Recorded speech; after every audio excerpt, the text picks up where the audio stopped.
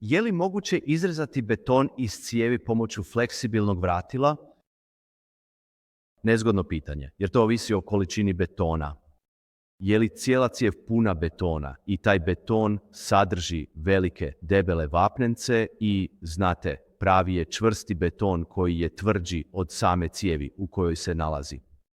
Ili govorimo o cementu koji se stvrdnuo, cementu u šljunku koji se stvrdnuo. Ili govorimo o fugirnoj masi za pločice koja se stvrdnula unutar cijevi. Alat za uklanjanje korijenja bez problema će izrezati tvrde, čvrste blokade. Ali ako govorimo o čvrstom betonu, jedini alat za koji znam da je bio uspješan na čvrstom betonu je Beko Smart Cutter. Osim toga, prvo bih započeo s običnim lancem kako bih ga isprobao da vidim što će se dogoditi, zatim bih prešao na alat za uklanjanje korijenja jer on zauzima 90% unutarnjeg promjera cijevi, a ako ni to ne uspije, onda Smart Cutter. Hvala na pitanju.